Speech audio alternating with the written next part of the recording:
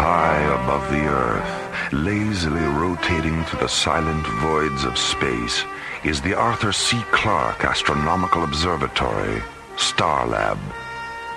Here, Earth's International Space Authority, ISA, watches over countless uncharted galaxies and the planets that lie within their star-clustered borders. One of those planets is Tinian-3, site of the top-secret Starsmith project.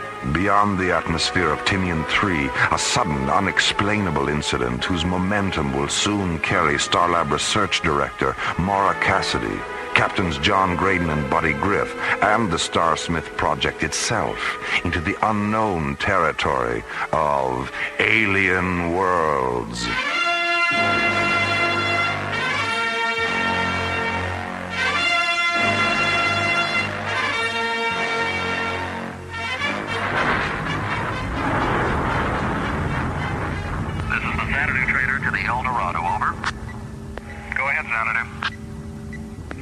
Unidentified ship at 168 degrees, bearing 1,000 meters and closing. Over.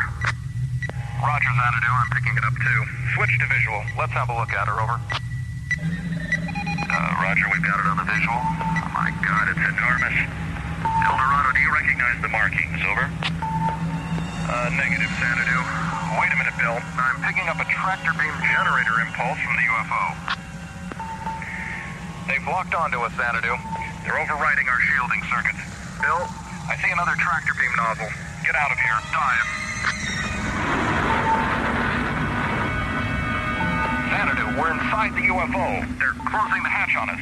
I can see. Starlab Control, this is the Xanadu trainer. We have a condition red alert. Repeat, red alert. Coordinates 595. Do you read? Over. Starlab Control to Xanadu Trader. Starlab Control to Xanadu Trader. There's too much static on this frequency. Switch to subchannel 4. Roger, Starlab Control, subchannel 4. How do you read me now? Over. 4 by, loud and clear. Go ahead. We've just been attacked by an unidentified alien vessel. Huge. Twice the size of a Viking-class cruiser. What's your location, Xanadu? We're orbiting in a descent vector over Tinian-3. Triangulator coordinates 595. Any damage? Negative, but the other freighter is gone. The El Dorado. She was orbiting with us. Destroyed? No, the alien didn't fire a shot. They locked onto the El Dorado with a tractor beam and took her aboard through some kind of recovery hatch. What was the El Dorado's cargo? Same as mine. Classified hardware for the Starsmith project.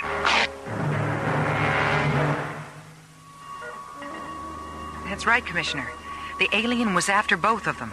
The captain of the Xanadu Trader said if he hadn't taken evasive action, the tractor beam would have snatched him too. Well, I don't know how they found out, but it's obvious the aliens knew exactly what those two freighters were carrying. What makes you think so, Commissioner? Well, dozens of commercial vessels use the Tinian-3 shipping lanes every day, Maura. All of them filled to the bulkheads with priceless cargo. Yet this alien goes after the only two ships carrying classified scientific equipment of the Starsmith project. So somewhere, somehow, there's been a security leak. Well, what do you want us to do? Where are Graydon and Griff? They're out patrolling the Corona Echo intersect in Delta 1. Well, call them back to Starlab. I'll be up on the next shuttle. All right, yes, sir. Jerry. Yes, Maura. Contact Delta 1. I'll be down in a minute. Okay, Maura. Delta 1 coming up.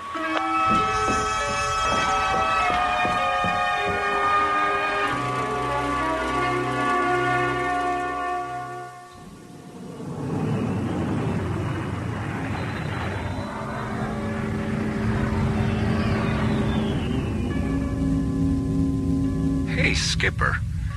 Take a look at the echo pattern on G-monitor.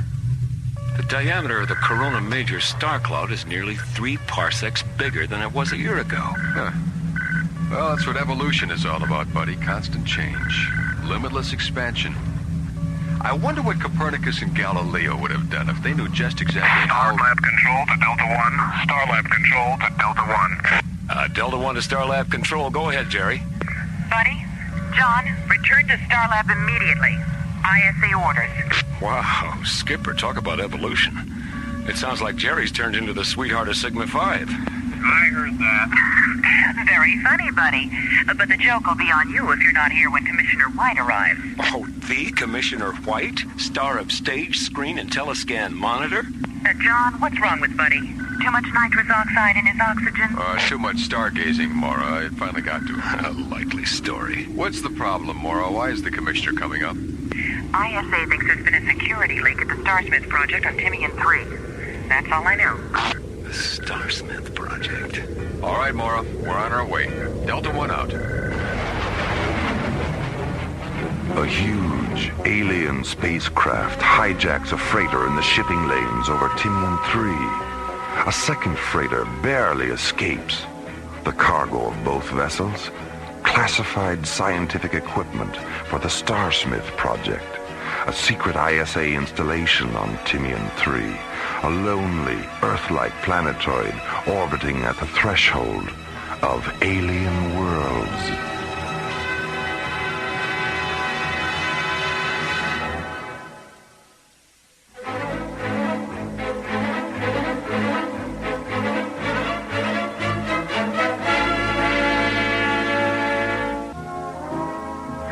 Freighter hijacking over Timian 3 by a mysterious alien ship and the suspicion of a security leak at ISA's top-secret Starsmith project on Timian brings Captain John Graydon and Buddy Griff back to Starlab from a routine surveying mission. I never heard of the Starsmith project, Mora. What is it? Search me, Buddy. Well, I don't mind if I do. John, I think we'd better depressurize Buddy's libido before it's too late. Saved from a fate worse than death. Hiya, Commish. Hello, buddy. John, Mora. Hello, Commissioner. Have you told him about the freighter hijacking, Mora? Yes, sir. All right, here's the rest of it. 3 months ago, Professor Logan Starsmith came up with a workable blueprint for a new hyperdrive unit, the SPA-1, the Starsmith Parsec Accelerator. It won't replace the HD-4 units now in service, but used in conjunction with them, the SPA-1 will increase their power by a warp factor of 10. A warp factor of 10? Well, that's a 5-magnitude increase. That's right, John. Now, our defense system depends on having the fastest ships in the galaxy, and to prevent the SPA-1 from falling into the wrong hands, we've kept it under wraps. We even had the various components built at separate locations. Now, 2 weeks ago, we reopened the ISA Plasmatron laboratory on Timian 3 so Starsmith could assemble the unit. He took some of the components with him. The rest were aboard the Eldorado and the Xanadu Trader. Well, how many people knew what the freighters were carrying? Only Starsmith. The freighters were loaded 3 days ago. He ordered them up himself. Well, when did you find out? He didn't contact ISA until the ships were orbiting Timian. Well, if there's been a security leak, Starsmith would seem to be the obvious suspect. Well, that's what we thought at first, but there's no motive. He's rich, respected, dedicated, completely devoted to his family. He's also one of those typically isolated geniuses whose concept of an alien is someone who sneaks into the country without a passport. Oh, what do you want us to do? Go to Timian 3. Bring back Starsmith. We'll keep him here till we can figure out what's going on. Besides, I think a few days rest will do him good. What makes you say that?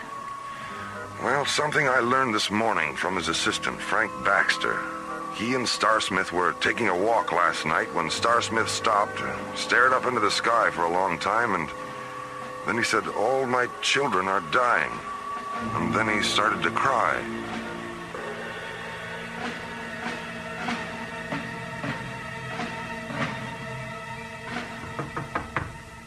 Professor Starsmith, it's Frank. I can't talk to you now, Frank. It's important, Professor. A message from Starlab. What does it say? What do they want? They're sending a ship for you. For me? Why? Professor, what's wrong? Haven't you slept? You look... Look? How do I look, Frank? Old? Tired?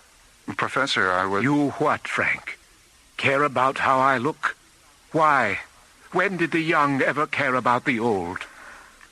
Professor, you know, ever since last night... Why are they taking me to Starlab? Well, in view of what happened yesterday, the Commissioner feels you'll be a lot safer there.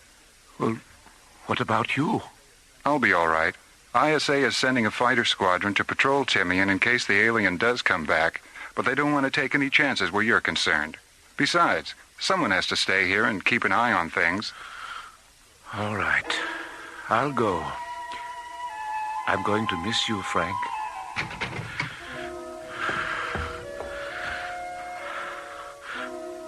Are you still here? Yes, Logan. I'm still here. Then please finish with me for God's sake. I can't stand the pain.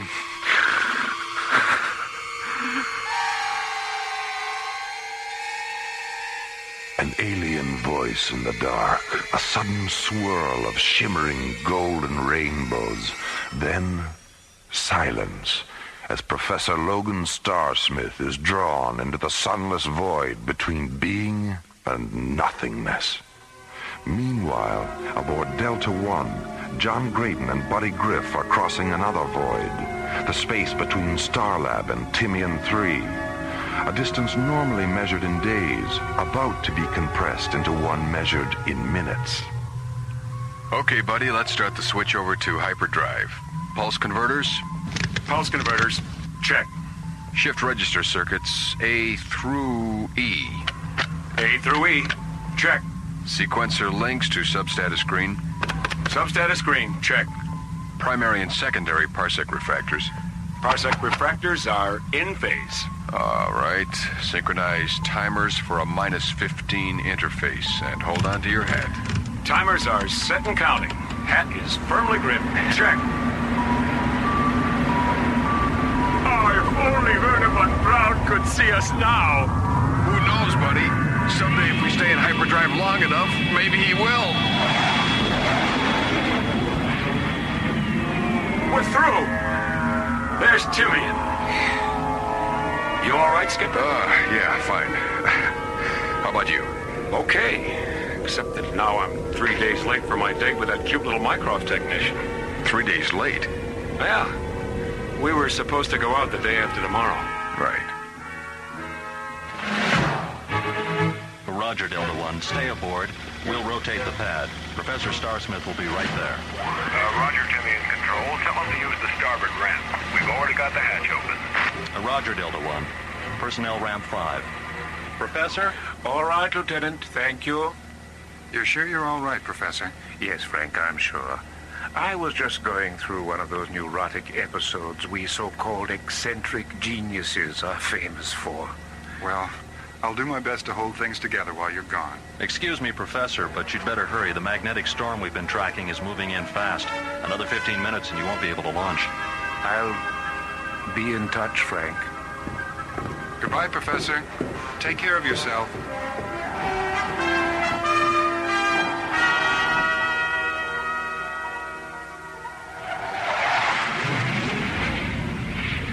Buddy, go back and sit with the professor during warp through. I can handle the switch over.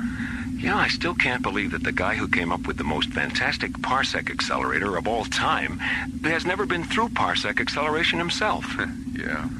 I think men like him hide out in their private mathematical worlds because they're afraid of what their discoveries might lead to. Look at Einstein. He presented his atomic chain reaction theories to the government and was kept in the dark about the bomb until it was finished.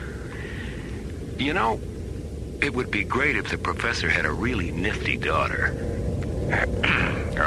Any reason in particular, aside from the obvious ones? We'd never get tired of each other. As long as the professor was there to keep shuffling time around, it would always be love at first sight. Buddy, please see about making the professor comfortable. Right, Skip.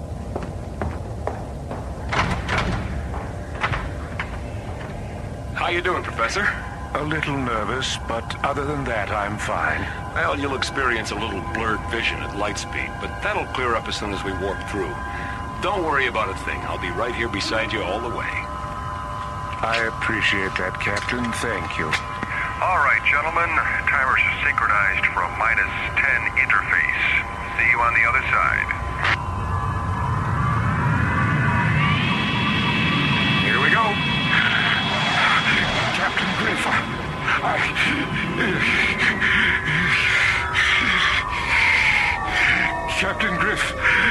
Captain Griff, please, help me. Oh, my God.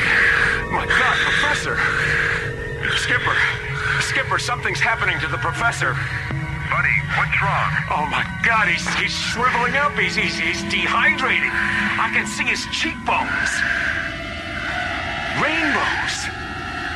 Golden rainbows are spilling out of his eyes. As Buddy Griff looks on, helpless, Professor Logan Starsmith undergoes a strange and terrifying metamorphosis. An unexplainable transformation that slowly reveals he is neither terrestrial nor humanoid, but is instead an inhabitant of alien worlds. Returning to Starlab from Timian 3, Delta One has warped through the time-space continuum. A routine hyperdrive procedure normally harmless to both terrestrials and extraterrestrials. But as Buddy Griff looks on in disbelief and John Graydon frantically radios ahead, their passenger, Professor Logan Starsmith, as a result of the warp-through, is undergoing an astonishing transfiguration. You heard me the first time, Jerry. The professor is changing into some kind of alien life form. Notify Mora and the commissioner, and tell Dr. Rossiter to get down to sickbay and open up the alienology unit. And get us aboard now. Whoever this creature is, he's dying. Starlab control to all incoming traffic. Hold your positions. We have an emergency. Dr. Rossiter, report to sickbay. Prepare the alienology unit. Starlab to Delta One. Red Vector approach 589er. Bay 14, level C. I'm opening the doors now. As Delta One orbits into an emergency docking vector with Starlab, another drama unfolds on the distant planet of Nikona, an alien world on the verge of extinction beneath a dying sun. Emperor Mika sits alone in the Imperial Tower of the Nikonian Citadel, awaiting the return of the ship he sent on a desperate mission to another galaxy. Mika, What is it, Ariana? our recovery ship has returned from Timian 3. Have the accelerator components been unloaded? Mika, our ship was able to take only one of the Earth transports. The other one flew out of tractor beam range before we had... I don't care to listen to any excuses today, Ariana. I ordered both ships to be taken. They weren't. I don't know how much longer I can tolerate having my orders disobeyed. Mika, please. The life element supply aboard our ship was subcritical. If they had pursued the other transport, they might not have come back at all. I feel they did their best under the circumstances. I think we have reached a point where what you feel is no longer important, Ariana. First, you convinced me to support Matip's plan, which has obviously failed. Now, you stand there and suggest that failure to carry out a direct Imperial edict is acceptable under the circumstances. Mika! Nikona is dying. That is our only reality. And survival by any means possible is our only concern. Disobedience and failure, regardless of the circumstances, are inexcusable, and they have no place in an unforgiving and uncompromising universe. There was a time when you understood failure.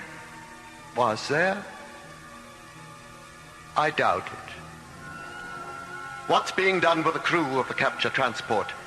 They're being held in the Legionnaires' quarters. Have them taken to the cells. No, Mika, I won't. There's no reason to make them suffer your disappointment. I see. Andros. Yes, Mika? Take the crew of the Earth ship to the suffocation chambers. Yes, Mika. Stop it, Mika! Stop it. I'll have them taken to the cells. Ignore my order, Andros. Yes, Mika.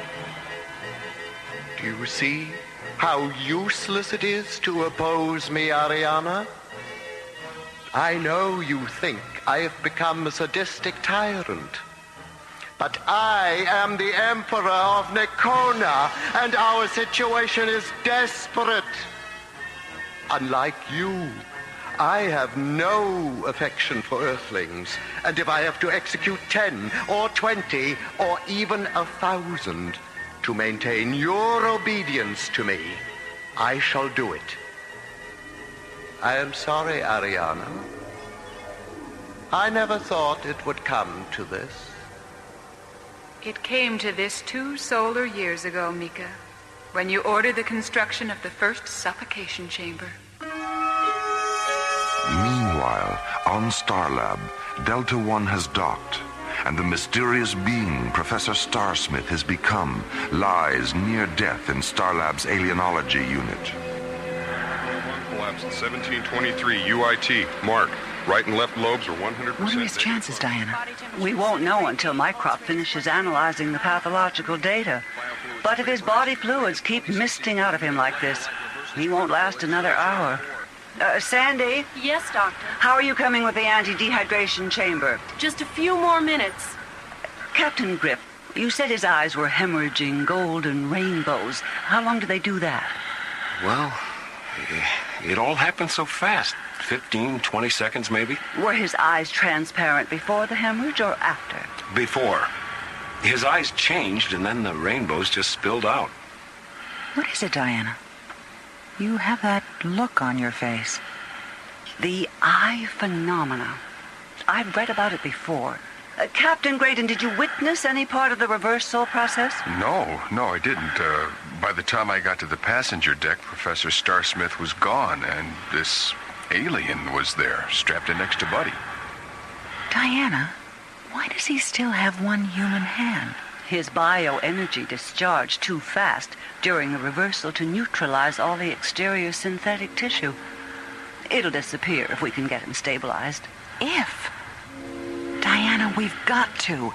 He's the only one who knows where Professor Starsmith is and what this whole incident is all about. The chamber's ready, Doctor. Thank you, Sandy.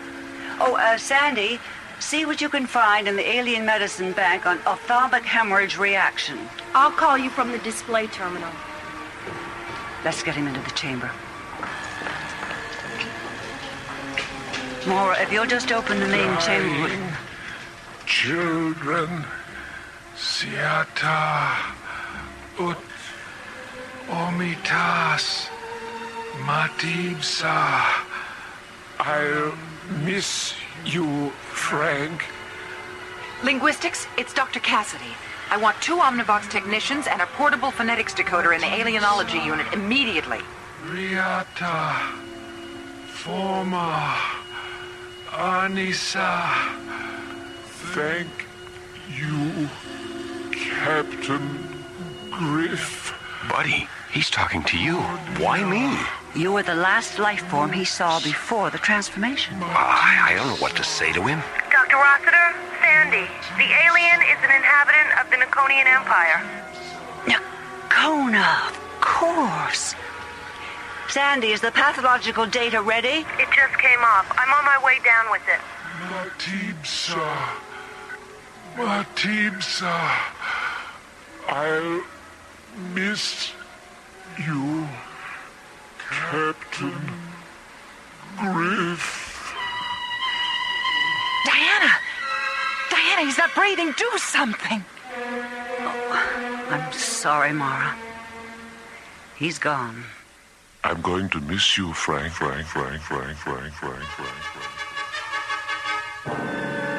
Delta One hyperdrives through the time-space continuum as Professor Logan Starsmith is mysteriously transformed into a being from another galaxy.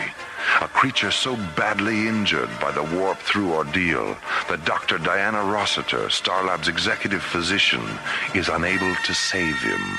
And somewhere in the vast reaches of space beyond Starlab, the real Professor Starsmith waits, lost behind one of those countless secret doors that open onto alien worlds.